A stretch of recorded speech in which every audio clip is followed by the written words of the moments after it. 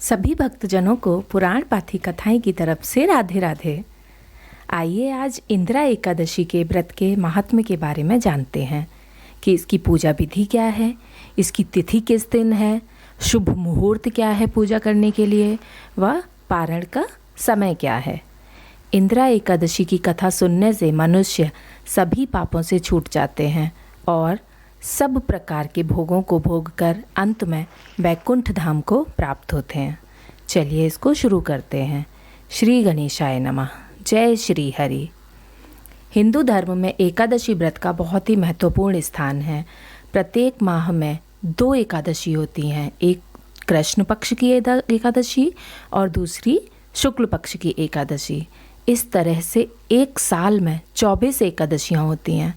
जब अधिक मास या मलमास आता है, जिसे बहुत सारे लोग पुरुषोत्तम मास के नाम से भी जानते हैं, तब इनकी संख्या बढ़कर 26 हो जाती। इंदिरा एकादशी पितृपक्ष में पड़ती है, इसलिए इसका महत्व बहुत अधिक बढ़ जाता है।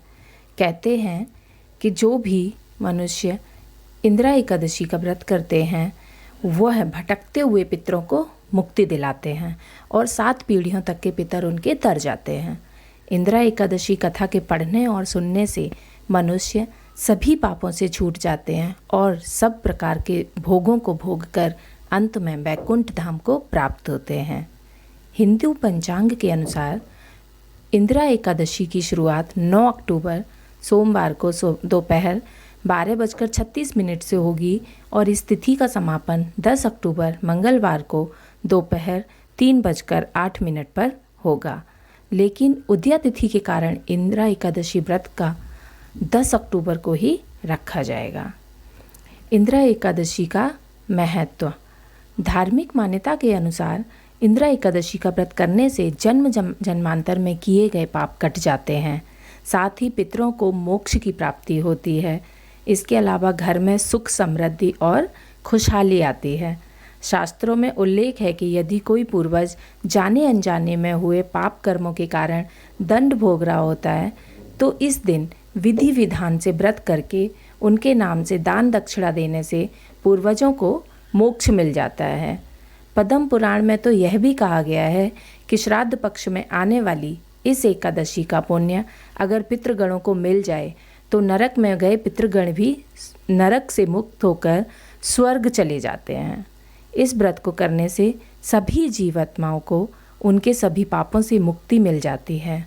इस एकादशी के व्रत से मनुष्य की यमलोक की यातना का सामना नहीं करना पड़ता एवं इस एकादशी का व्रत करने वाले व्यक्ति के 7 पीढ़ियों तक के पितृ तर जाते हैं एवं व्रत करने वाला स्वयं भी मोक्ष प्राप्त करता है। इंदिरा एकादशी की कथा सुनने से मनुष्य सभी पापों से छूट जाते हैं और सारे भोगों को भोग कर वैकुंठ धाम को प्राप्त करते हैं। इंदिरा एकादशी की पूजा विधि। इस दिन सुबह जल्दी उठकर गंगा जल युक्त पानी से स्नान करें। स्नान आदि से निवृत्त होकर पीले रंग के वस्त्र धारण करें और सर्वप्रथम सूर्य देव को जल का अर्घ्य दें। उसके बाद घर के मंदिर में दीप प्रज्वलित करके षोडशोपचार पूजन से भगवान विष्णु की पूजा करें। भगवान विष्णु को पीला रंग अति प्रिय है, अतः उन्हें पूजा में पीले रंग के फल फूल अवश्य चढ़ाएं और तुलसी दल अवश्य अर्पित करें। भगवान विष्णु के भोग में तुलसी को जरूर शामिल किया जाता है।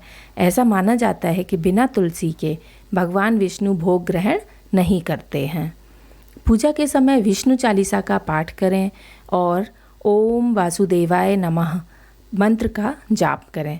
अपनी श्रद्धानुसार जितना आप जाप कर सकते हैं इस मंत्र का जाप करना चाहिए। अंत में आरती करके सुख समृद्धि और धन वृद्धि की कामना करें। अगर संभव हो तो दिन भर उपवास रखें। संध्या काल में आरती अर्चना करके फलाहार करें। अगले दिन पूजा पाठ के पश्चात व्रत को खोलें। उपनिषदों में भी कहा गया है कि भगवान विष्णु की पूजा से पितृ संतुष्ट होते हैं। इस एकादशी के व्रत और पूजा की विधि अन्य एकादशियों की तरह ही है, लेकिन सिर्फ अंतर ये है कि इस एकादशी पर शालिग्राम भगवान की पूजा की जाती है। पौराणिक कथा। एक बार धर्मराज युधिष्ठिर भगवान श्री कृष्ण से कहने लगे कि हे भगवान, अश्विन कृष्ण एकादशी का नाम क्या है, इसकी विधि तथा फल क्या है, सो कृपा करके मुझसे कहिए। भगवान श्री कृष्ण कहने लगे कि इस एकादशी का नाम इंदिरा एकादशी है। यह एकादशी पापों को नष्ट करने वाली, पितरों को अधोगति से मुक्ति देने वाली होती है। हे राजन, ध्यानपूर्वक इसकी कथा सुनो। इसके सुनने मात्र से ही वायपेय यज्ञ का फल मिलता है।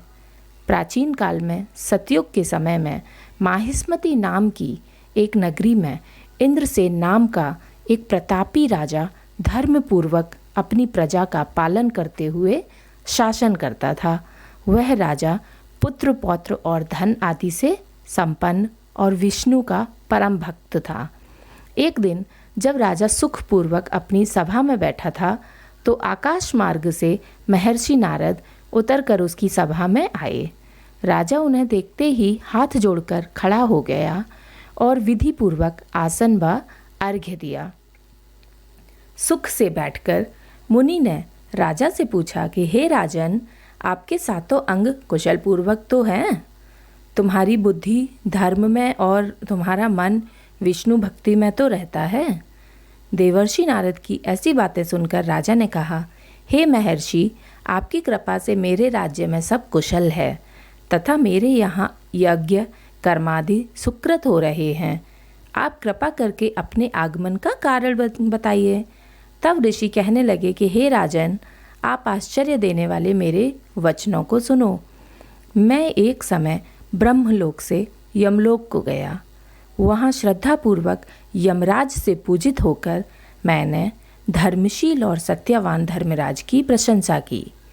उसी यमराज की सभा में मैंने महान ज्ञानी और धर्मात्मा तुम्हारे पिता को देखा।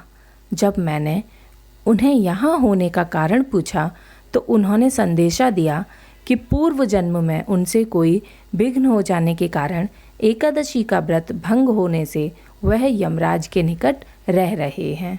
सो हे पुत्र, यदि तुम अश्विन कृष्णा एकादशी का व्रत उनके निमित्त करो तो उनको स्वर्ग की प्राप्ति हो सकती है। इतना सुनकर राजा कहने लगा कि हे महर्षि, आप इस व्रत की विधि मुझसे कहिए। नारद जी कहने लगे, अश्विन माह की कृष्ण पक्ष की 10वीं के दिन प्रातःकाल श्रद्धापूर्वक स्नान आदि से निवृत्त होकर पुनः दोपहर को नदी में स्नान करो। फिर श्रद्धापूर्वक पितरों का श्राद्ध करें और एक बार भोजन करें। प्रातःकाल होने पर एकादशी के दिन दातून आदि करके स्नान करें। फिर व्रत के नियमों की भक्तिपूर्वक ग्रहण करता हुआ प्रतिज्ञा करें कि मैं आज संपूर्ण भोगों को त्याग कर निराहार एकादशी का व्रत करूँगा। फिर भगवान शालिग्राम की मूर्ति के आगे विधि पूर्वक पूजा करें। श्राद्ध करके योग्य ब्राह्मणों को फलाहार व भोजन कराएं और दक्षिणा दें। पितरों के श्राद्ध से जो बच जाए उसको सूंघ कर गौ को दें तथा धूप दीप गंध पुष्प नैवेद्य आदि सब सामग्री से ऋषिकेश भगवान का पूजन करें। रात में भगवान के निकट जागरण करें। इसके पश्चात द्वादशी के दिन प्रातःकाल होने पर भगवान का पूजन करके ब्राह्मणों को भोजन कराएं। भाई बंधुओं, स्त्री और पुत्र सहित आप भी मौन होकर भोजन करें। नारद जी कहने लगे कि हे राजन, इस विधि से यदि तुम आलस्य रहित होकर इस एकादशी का व्रत करोगे तो तुम्हारे पिता अवश्य ही स्वर्गलोक को जाएंगे। इतना कहकर नारद जी अंतर्ध्यान हो गए। नारद जी के कथनानुसार राजा द्वारा अपने बांधवों तथा दासों सहित व्रत करने से आकाश से पुष्प वर्षा हुई और उस राजा का पिता गरुड़ पर चढ़कर विष्णु लोक को गया। राजा इंद्रसेन भी एकादशी के व्रत के प्रभाव से निष्कंटक राज्य करके अंत में अपने पुत्र को सिंहासन पर बैठाकर स्वर्गलोक को गए। हे युधिष्ठिर, यह इंदिरा एकादशी के व्रत का महात्म्य मैंने तुमसे कहा है। इसके पढ़ने और सुनने से मनुष्य सब पापों से छूट जाते हैं और सभी प्रकार के भोगों को भोग कर वैकुंठ को प्राप्त होते हैं। ओम नमो भगवते वासुदेवाय।